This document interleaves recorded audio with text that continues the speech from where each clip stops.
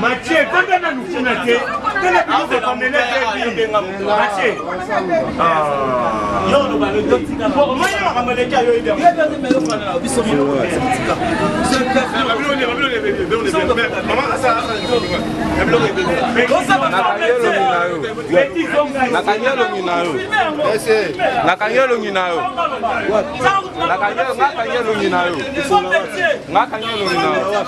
Ngala ko enregistrer ma cité mais la kanyalo nginayo ngato bagarina zela zelo mo yobe tangai zela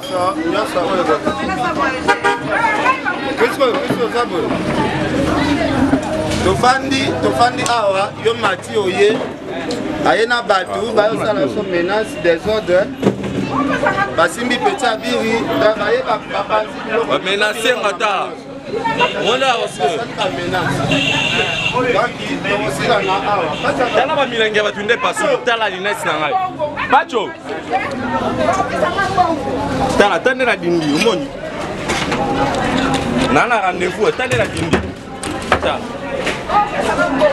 azofinga na héritier afinga na héritier apandi na ngambo afinga héritier aye zapacho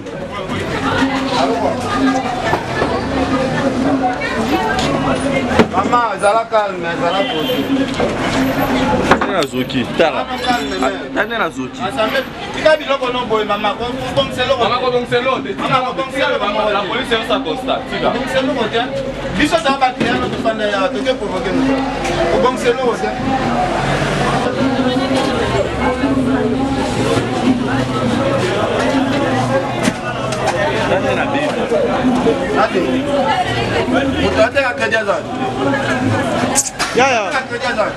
Yaya, yo donne un crédit. Crédit.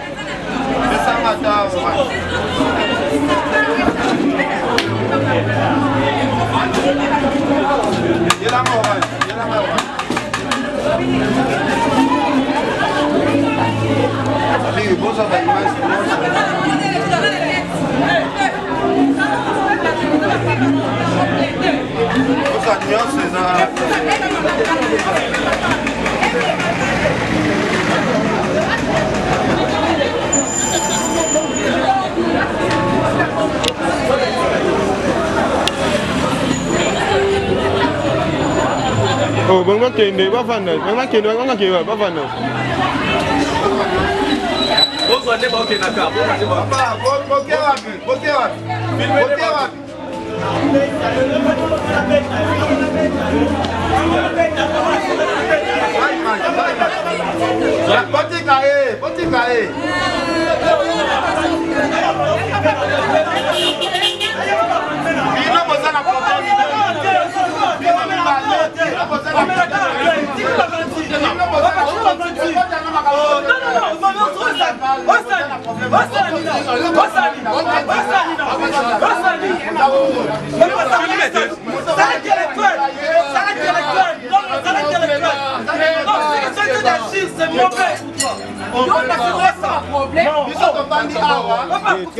Bana monde entier, Docteur Hakim chez Bijosé, le numéro 1 africain en phytothérapie. Docteur Hakim alobi maladi nyonso ebikaka sauf liwana kimobange ne ebikaka te. Tozali na ba produit ya grossissement des fesses et des seins, agrandissement pour hommes, longueur XX. elombe ya papa ekoma mulai pe munene. Poudre magique pona kobongisa nzoto ya bomwasi elongwa solo mai te foko pe te. Munoko solo, nzoto solo, diabète, hémorroïde, faiblesse sexuelle, myome, kyste, fibrome, hernie, prostate, sans opération. Ozalina libumu munene lokola yangando, carie dentaire, règles douloureuses, paralysie, rhumatisme, épilepsie, anémie SS. Cabinet Docteur Hakim atinda kabakisi nae pe ekomaka. Le numéro 1 à traitement naturel. Ndeko chinois yo aza komela bakisi na biso po azala na makasi ya kotombola biloko oyo tozali awa na kati ya ngwanzu. Ndeko boza komona awa mwana na ye sufraki mingi na epilepsie sipo lelo grâce à traitement naturel épilepsie nae esili pesa bandeko mbote oyo nyonso baza kuna donc apesi mbote abandeko souffrir na hernie lelo abiki na hernie. Je remercie le docteur Hakim pour tout ce qu'il a fait dans ma vie. Merci ma seule échographie. Azama na mobile. Akopesa ekomba docteur Hakim. Ninashukuru kukutana na Dr. Hakim. Tozali na rond-point Victoire na avenue Ikelemba A9 na sima ya BKTF Acropolis. Ngaba croisement Kianza Université are Vodacom, même bâtiment na shop ya Orange na Vodacom. Njili ya Rebitabe en face ya deuxième porte ya marché à Liberté na immeuble ya Auto École Camps. Cité verte are Libulu à côté ya Grasse Market. Tambo nzela ma campagne entre Yare Mabaya na Maison Mungu avenue Vivi numéro 23. Brazzaville na Texaco la Cheme 99 rue Congo pembeni Yare ya Basansa oyo kendaka mkondo la base. Pena Makelekele are Angola libre en diagonale avec la chaumière. Benga biso na Kinshasa na 089 86 27 692 081 99 91 100 aidé na Brazzaville 05 360 82 26 04 487 51 15. Bonjour très fidèles internautes de www.Fimbuna Fimbu News. Eh bien moi c'est Rachel Bilung, la poupée Barbie de la presse congolaise, la poupée Barbie de la presse congolaise, la fraîche bébé bio. Donc canne à sucre, micro la canne à sucre, la bébé bio, la canne à sucre. Désormais suivez-moi ici sur www.Fimbuna Fimbu de Ken Piana, Papi Kelly, Awande Masolong Lengi, Awa désormais boy benga par-ci par-là. Mais bon, mais ça non, parce qu'il a commis des arts. Faut mais ça non, parce qu'il a des arts. Quelqu'un a dit parce que nana candidaté à la fraîche, la bébé bio de la presse congolaise, Rachel Bilungwa, Awa, Fimbuna Fimbu News, Fimbuna Fimbu News, Fimbuna Fimbu News, pour retenir combo, pour le canard par-ci par-là, pour s'abonner massivement. Bah on a pour s'abonner dans l'émission à Bisso, pour savoir l'actualité Mbo Kanabino très cher Congo, pour s'abonner Awa, la Fimbuna Fimbu News. Et c'est moi, Rachel Bilungwa, la poupée Barbie de la presse congolaise. N'a invité Bino Ebele, n'a invité Bino pour s'abonner vraiment Awa, vraiment à Ndemasolo Lengeza, Fimbuna Fimbu News. C'est bien moi, la poupée Barbie de la presse congolaise. Merci, pour s'abonner donc, pour s'abonner. Ebele, ya Ebele. Bonjour très fidèles internautes de Fimbuna Fimbu News. Et bien moi c'est la poupée Barbie de la presse congolaise, la fraîche capitale et l'on a passé la minute. Merci beaucoup Nabino sur toute sa minute. Moi je sais pas Nabino la Congo, c'est maintenant on a bien fort de la part des 3W Fimbuna Fimbu News. Quel est de la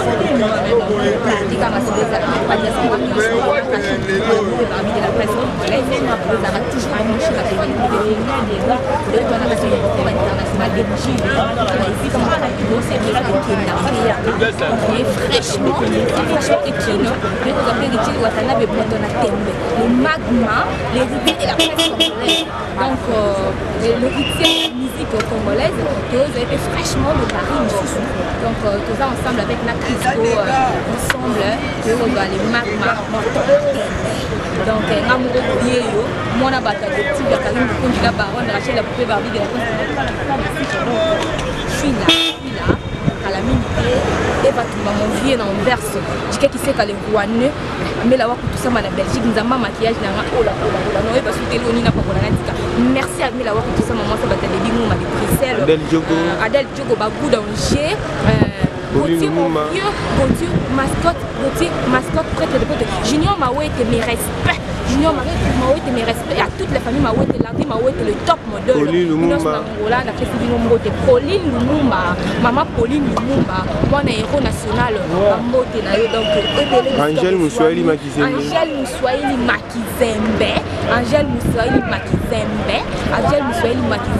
de gros bisous à vous la Sheila, la diva Sheila na New York, wana na moni neri matata ya motema. Donc la diva Sheila na New York lui passe à Ndoi. La tonka ba côté ya Paris, donc on a cherché Kalimba na Paris. Les jeunes ont soit Boga, c'est qui Nathalie Bissou Patrick de London, Bambo de la Bino et Belé il y a Coco Arafat Makizembe. Coco Arafat Makizembe. Angèle Moussoaili Makizembe. Papi Kelly. Donc c'est la poupée Barbie de la presse congolaise. Moi la bataille la baronne la bino il y a trop tous ba image les marques fraîchement de Paris ça me donne fraîchement de qui fraîchement de qui ça je peux pas parler mais c'était beau fraîchement de Paris merci na ba combattant nyonso ba o bazala ki wana ba bete biso concert na biso banda biso banda les marques ba na ici à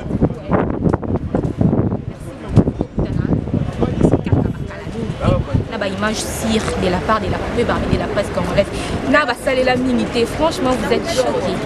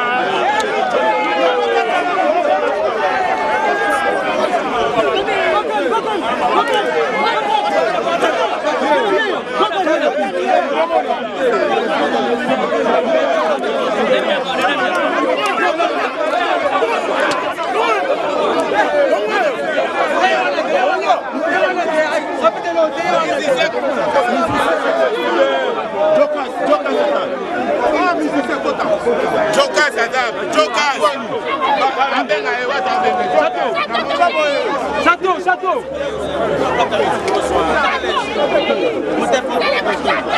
Regarde, berger, voilà nana.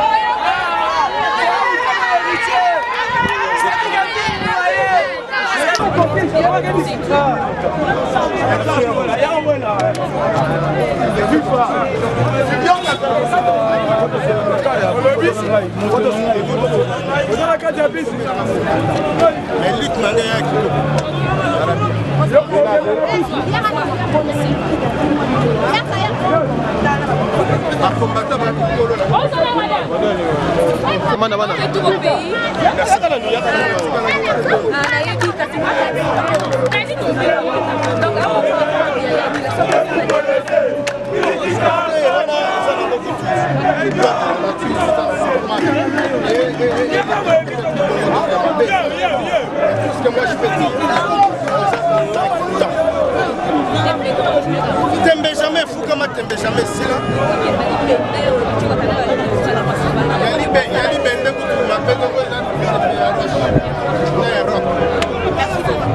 Voilà, chers internautes. Nous continuons cette émission pour vous bien parce que le aéroport est intéressant à qui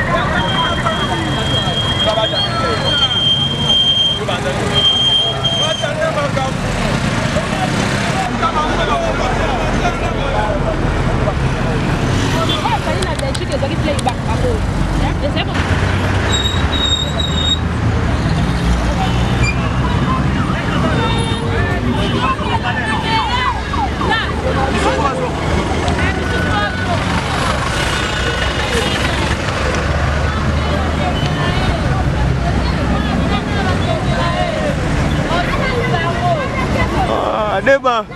C'est ça.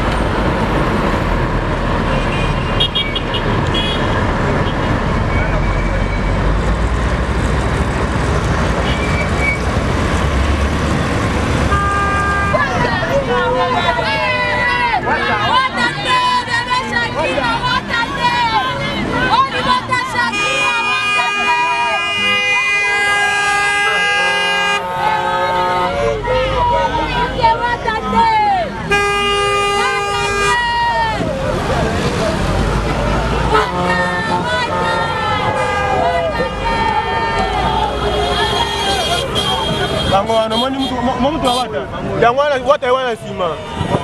Papa Zela yake makasi te.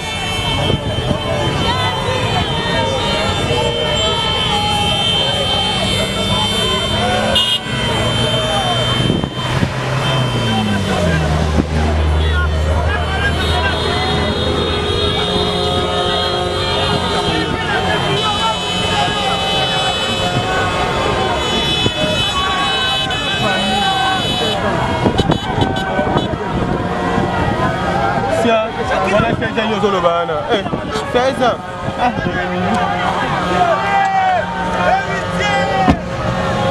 Chauffeur, c'est là, pardon, ils ont filmé.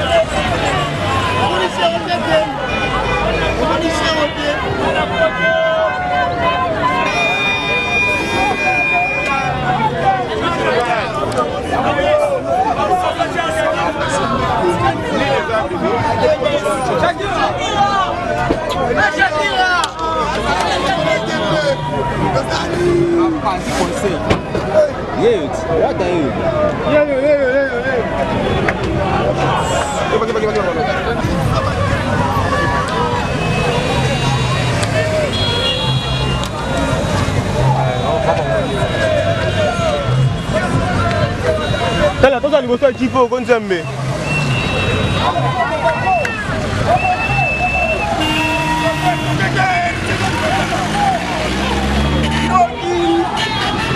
Moto wana.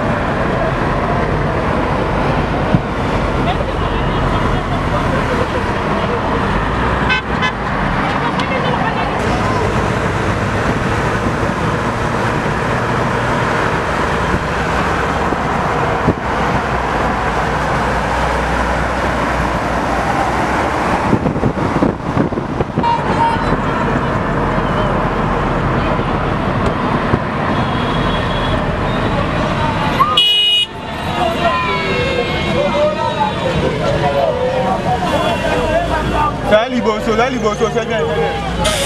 C'est la bango, c'est chef. Collez.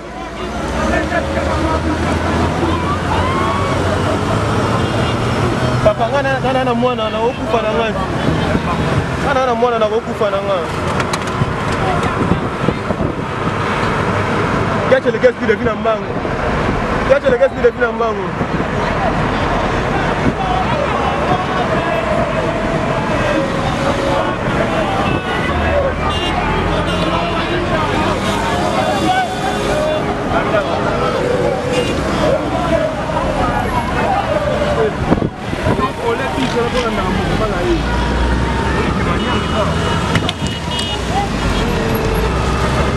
Mama e do tigali.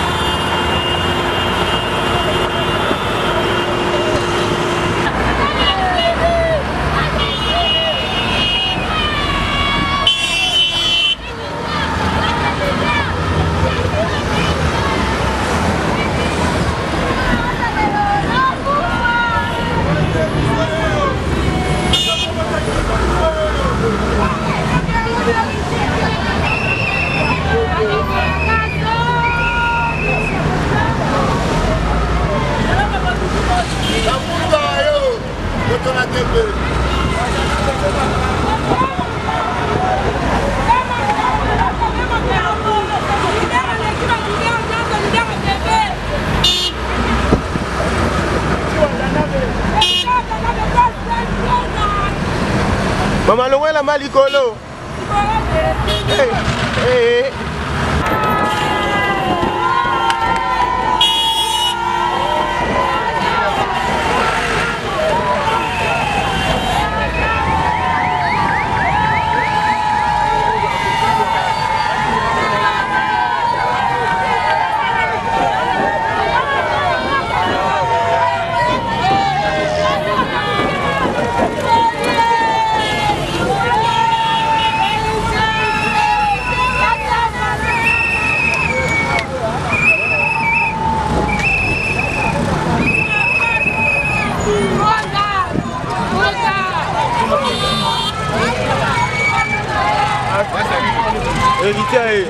Héritier.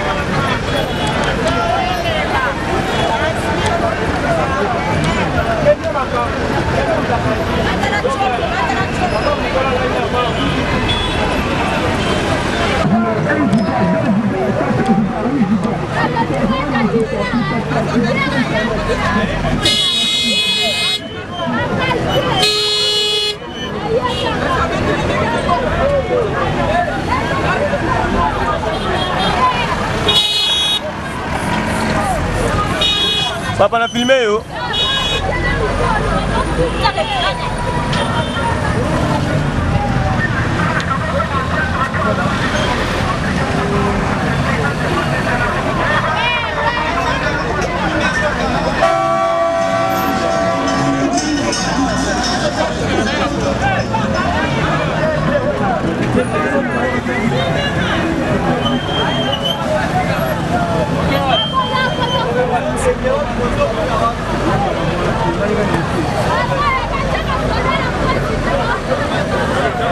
Thank you.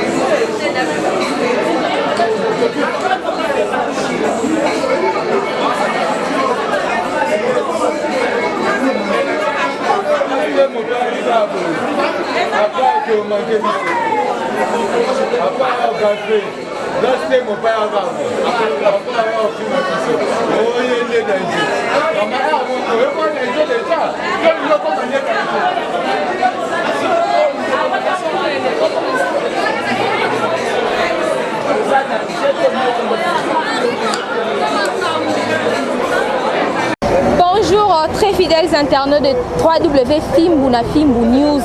Eh bien moi c'est Rachel Bilou, la poupée Barbie de la presse congolaise, la poupée Barbie de la presse congolaise, de la fraîche bébé bio. Donc canne à sucre, la canne à sucre, la bébé bio, la canne à sucre. Désormais suivez-moi ici sur 3W Fimbouna Fimbou de Ken Piana, Papi Kelly, Awande Masolon, Ozel Lengi. Awa désormais boy benga par-ci par-là, mais bon mais ça non parce qu'il a commis des arts. Faut mais ça non parce qu'il n'a des arts. Quelqu'un n'a séqué parce que n'a candidaté à la fraîche qu'à la bébé bio de la presse congolaise, Rachel Bilungwa, Awa, Fimbouna Fimbou News, Fimbouna Fimbou News, Fimbouna Fimbou News, pour retenir combo, pour le par-ci par-là, pour s'abonner massivement. Bah on a pour ça bolanda la émission na biso, pour sa actualité mboka na bino très cher Congo, pour s'abonner Awa, na Fimbouna Fimbou News. Et c'est moi Rachel Bilungwa, la poupée Barbie de la presse congolaise, n'a invité Bino Belé, n'a invité Bino pour s'abonner vraiment Awa, vraiment à des masolo Lengeza Fimbouna Fimbou News. C'est bien moi la poupée Barbie de la presse congolaise. Merci, pour s'abonner donc, pour s'abonner et belé, il y a belé. Bana monde entier, Dr Hakim Chebi José, le numéro 1 africain en phytothérapie. Dr Hakim alobi maladi nyonso ebikaka sauf liwana kimobange ne ebikaka te. Tozali na ba produit ya grossissement des fesses et des seins, agrandissement pour hommes, longueur XX. Elombe ya papa ekoma mulai pe munene. Poudre magique pona kobongisa nzoto ya bomwasi elongwa solo mai te foko pete. Munoko solo, nzoto solo, diabète, hémorroïde, faiblesse sexuelle, myome, kyste, fibrome, hernie, prostate, sans opération. Ozalina li bumu munene lokola yangando, carie dentaire, règles douloureuses, paralysie, rhumatisme, épilepsie, anémie SS. Cabinet Dr Hakim atinda kabakisi nae pe ekomaka. Le numéro 1 en traitement naturel. Ndeko chinois oyo aza komela bakisi na biso po azala na makasi ya kotombola biloko oyo tozali awa na kati ya ngwanzu. Ndeko boza komona awa mwana na ye ya sufraki mingi na epilepsie, siko lelo grâce ya traitement naturel epilepsie na ye esili. Pesa bandeko mbote oyo nyonso baza kuna, donc apesi mbote abandeko souffrir na hernie, lelo abiki na hernie. Je remercie le docteur Hakim pour tout ce qu'il a fait dans ma vie. Merci na salle échographie. Aza mwana mobali. Akopesa ye komba docteur Hakim. Ninashukuru kukutana na Dr Hakim. Tozali na rond-point Victoire na avenue Ikelemba A9 na sima ya BKTF Acropolis. Ngaba croisement Kianza Université are Vodacom, même bâtiment na shop ya Orange na Vodacom. Njili ya Rebitabe en face ya deuxième porte ya marché à Liberté na immeuble ya Auto École Camps. Cité verte are Libulu à côté ya Grasse Market. Tambo nzela ma campagne entre Yare Mabaya na Maison Mungu avenue Vivi numéro 23. Brazzaville na Texaco la Cheme 99 rue Congo pembeni Yare ya Basansa oyo kendaka Mkondo la base. Pena Makelekele are Angola libre en diagonale avec la chaumière. Benga biso na Kinshasa na 089 86 27 692 081 99 91 100 aidé. Na Brazzaville 05 360 82 26 04 487 51